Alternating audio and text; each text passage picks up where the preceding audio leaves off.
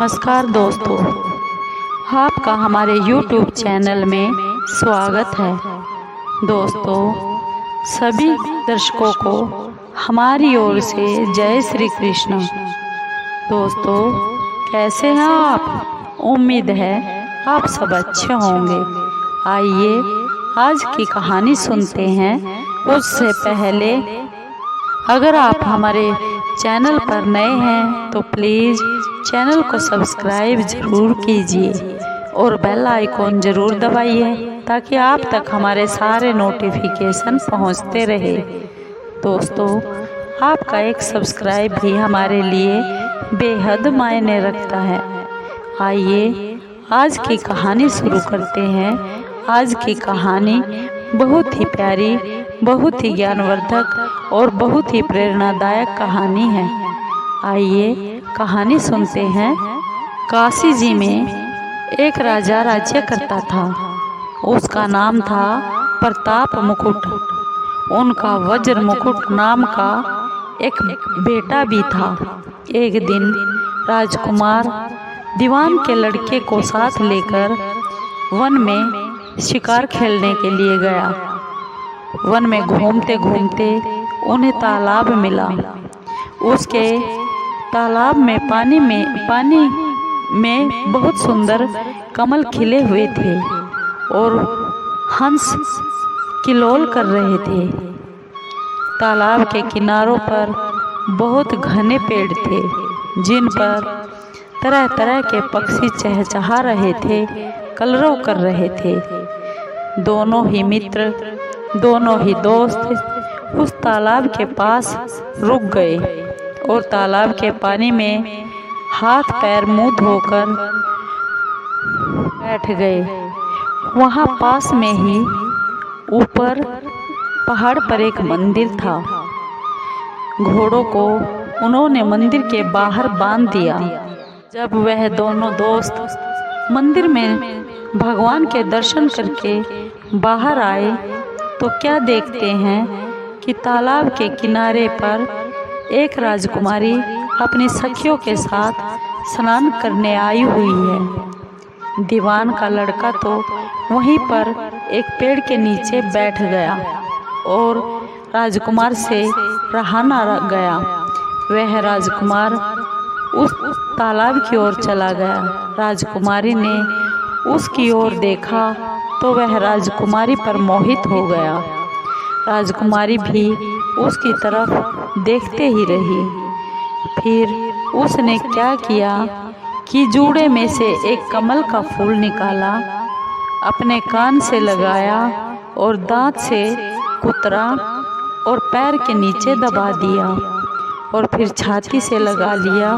अपनी सखियों के साथ वह फिर उस तालाब के पास से चली गई। उस राजकुमारी के जाने पर राजकुमार बहुत दुखी हुआ और निराश होकर वह अपने दोस्त के पास आया।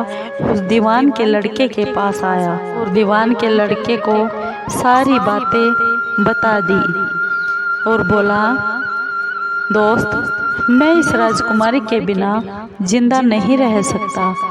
मुझे यह राजकुमारी चाहिए, पर मुझे न तो उसका नाम ही पता है और ना ही उसका घर ठिकाना ही पता है। वह राजकुमारी मुझे कैसे मिलेगी? दीवान के लड़के ने कहा, हे राजकुमार, आप इतना मत घबराइए, वह सब कुछ बता गई है। राजकुमार ने दीवान के लड़के से पूछा, दोस्त, कैसे क्या कुछ बता गई है?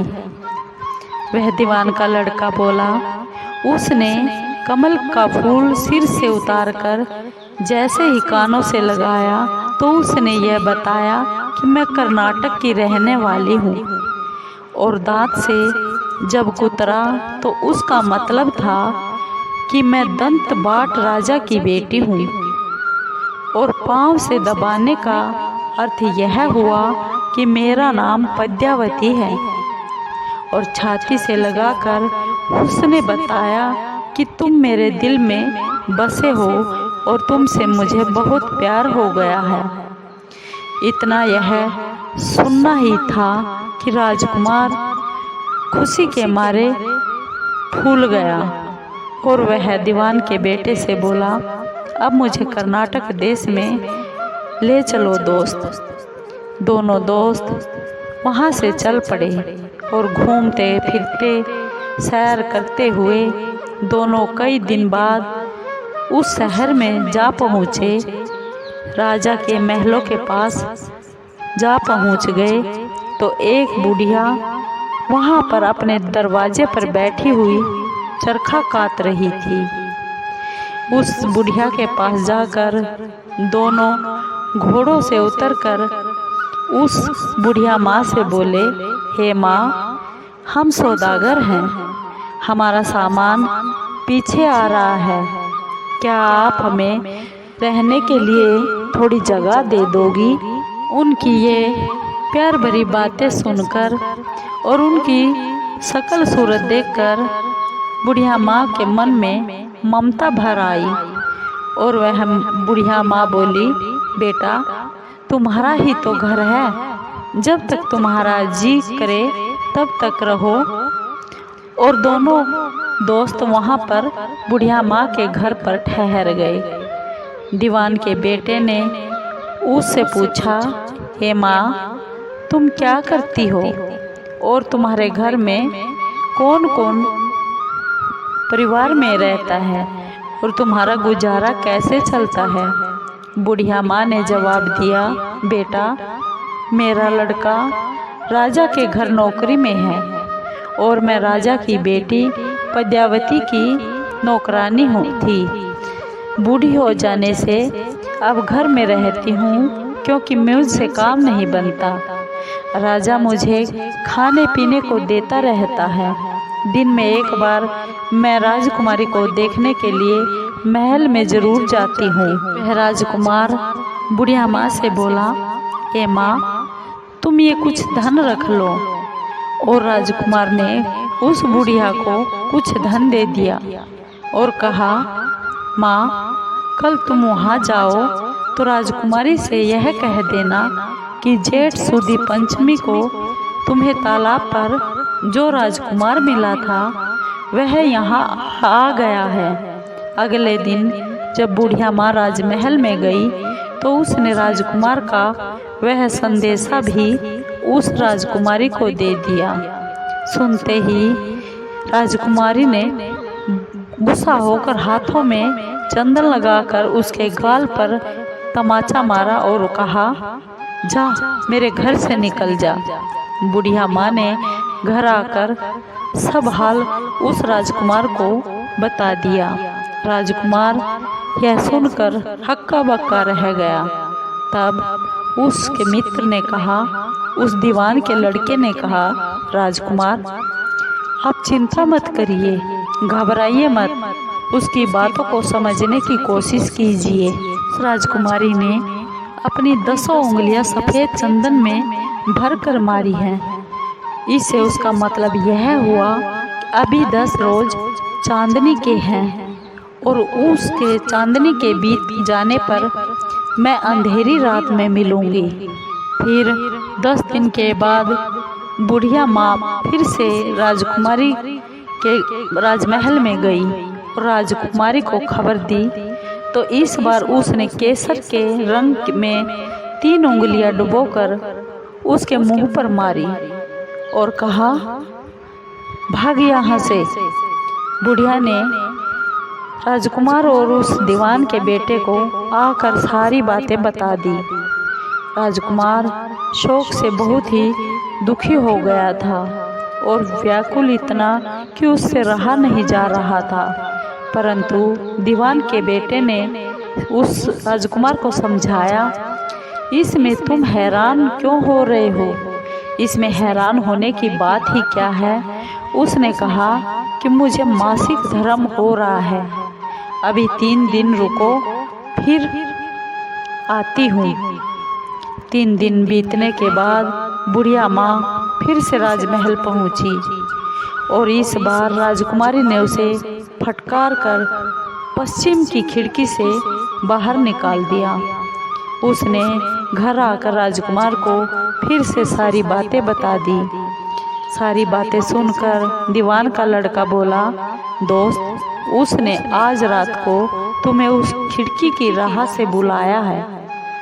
राजकुमार खुशी के मारे उछल पड़ा और समय आने पर उसने बुढ़िया माँ की पोशाक पहन ली, इत्र लगाया, हथियार बांध लिए।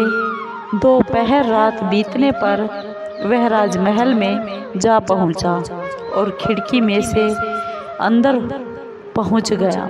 राजकुमारी वहां उसके इंतजार में थी और तैयार खड़ी थी। वह उसे भीतर ले गई। राजमहल के अंदर का हाल देखकर राजकुमार की आंखें खुल गई। एक से एक बढ़कर चीजें वहां रखी हुई थी। रात भर राजकुमार और राजकुमारी साथ में रहे। जैसे ही दिन निकलने को आया तो उसने राजकुमार को छिपा दिया। रात को फिर से बाहर निकाल लेती, दिन को छिपा देती। इस तरह कई दिन बीत गए। अचानक एक दिन राजकुमार को अपने दोस्त की याद आ गई और उसे बहुत चिंता हुई कि पता नहीं उसके दोस्त का क्या हुआ होगा और वह क्या कर रहा होगा। राजकुमारी राजकुमार को उदास देखकर उसका कारण पूछने लगी तो राजकुमार बोला, एक मेरा बहुत प्यारा दोस्त है, बहुत चतुर भी है और होशियार भी है। उसकी होशियारी से ही मुझे तुम मिली हो। राजकुमारी बोली, मैं उसके लिए बढ़िया बढ़िया भोजन बनवाती हूँ, तुम उसे खिलाकर अपने हाथों से तसल्ली देकर लौट आना। खाना साथ में लेकर राजकुमार अपने दोस्त के पास पहुँच गया। वे महीने भर से नहीं मिले थे, इसलिए राजकुमार ने मिलने पर सारा हाल सुनाकर कहा कि राजकुमारी को मैंने अब तुम्हारी ही चतुराई से सारी बातें बता दी हैं। मैंने बताया तुम कितने होशियार हो, कितने चतुर हो और तुम्हारी ही होशियारी से आज मुझे तुम मिली हो, तभी तो यह भोजन तुम्हारे लिए बनाकर राजकुमारी ने भिजवाया है। राजकुमार की बातें सुनकर दीवान का लड़का बहुत ही चिंता में पड़ गया और राजकुमार से बोला, राजकुमार, यह तुमने अच्छा नहीं किया। राजकुमारी समझ गई कि जब तक मैं हूँ वह तुम्हें अपने बस में नहीं रख सकती, इसलिए उसने इस खाने में जहर मिलाकर मेरे लिए भेजा है। यह कहकर दीवान के लड़के ने थाली में से एक लड्डू उठाया और कुत्ता खड़ा था, कुत्ते के आगे डाल दिया। जैसे ही कुत्ते ने वह लड्डू खाया, कुत्ता लड्डू खाते ही मर गया। राजकुमार ने जब यह देखा तो राजकुमार को बहुत गुस्सा आया और बहुत बुरा लगा। उसने कहा, ऐसी स्त्री से तो भगवान बचाए, जब उसने तुम्हें जहर दिया है तो मुझे भी दे सकती है। अब मैं उसके पास कभी नहीं जाऊंगा। दीवान का बेटा बोला, नहीं राजकुमार, अब इसका उपाय करना चाहिए जिससे हम उसे अपने घर ले चले। आज रात को तुम वहां पर जाओ और जब राजकुमारी सो जाए तो उसकी बाईं जांघ पर त्रिशूल का निशान बनाकर उसके गहने लेकर चले आना। राजकुमार ने जैसा दीवान के बेटे ने कहा था बिल्कुल वैसा ही किया और उसके आने पर दीवान का बेटा बोला, उसको चलो साथ चलते हैं। योगी का भेष बनाकर वह मरघट में शमशान घाट में जा बैठा और राजकुमार से बोला, तुम ये गहने जेवरात लेकर बाजार में बेच कर आओ। अगर कोई तुम्हें पकड़े तो यह बोल देना कि मेरे गुरु के पास चलो और उसे मेरे पास लेके आना। राजकुमार गहने लेकर उस शहर में गया और महल के पास एक सुनार को उन्होंने वे जेवर दिखाए। देखते ही सुनार ने सारे गहने पहचान लिए और कोतवाल के पास ले गया। कोतवाल ने पूछा तो उसने बोला कि यह मेरे गुरु ने मुझे सारे जेवर दिए हैं, और गुरु को भी पकड़वा लिया गया। सब राजा के सामने पहुंच गए। राजा ने उसके गुरु से पूछा, योगी महाराज, आपको ये गहने कहाँ से मिले हैं? योगी बने दीवान के बेटे ने कहा, महाराज, मैं शमशान में काली चौदस को डाकनी मंत्र सिद्ध कर रहा था कि वहाँ पर डाकिनी आ गई। मैंने उसके सभी गहने उतार लिए और उसकी बाई जांघ में त्रिशूल का निशान बना दिया। इतना सुनकर राजा अपने महल में गया और उसने अपनी रानी से कहा कि पद्मावती की बाई जांघ पर देखो कि त्रिशूल का निशान तो नहीं बना है। रानी अपनी बेटी के पास गई और देखा था तो वही त्रिशूल का निशान। राजा को आकर रानी ने सब बात बताई। इससे राजा को बहुत दुख हुआ। बाहर आकर वह योगी को एक ओर ले जाकर बोला, महाराज, धर्मशास्त्र में खोटी स्त्रियों के लिए क्या दंड लिखा है? योगी बने उस दीवान के लड़के ने कहा, हे राजन, गऊ, स्त्री, ब्राह्मण, लड़का और अपने आश्रय पर रहने वाले से कोई खोटा काम हो जाए तो उसे देश से निकाल देना चाहिए। यह सुनकर राजा ने पद्मावती को डोली में बिठाकर अपने राजमहल से, अपने नगर से बाहर किसी जंगल में छुड़वा दिया। राजकुमार और दीवान का बेटा तो इसी ताक में बैठे हुए थे। राजकुमारी को जैसे ही अकेली पाकर देखा तो साथ में वह राजकुमारी को लेकर अपने नगर में लौट आए और आनंद से रहने लगे। इतनी बात सुनकर बेताल राजा वीर विक्रमाजित से बोला, हे राजन, यह बताओ कि वह पाप किसको लगा है? राजा ने कहा, पाप तो राजा को लगा।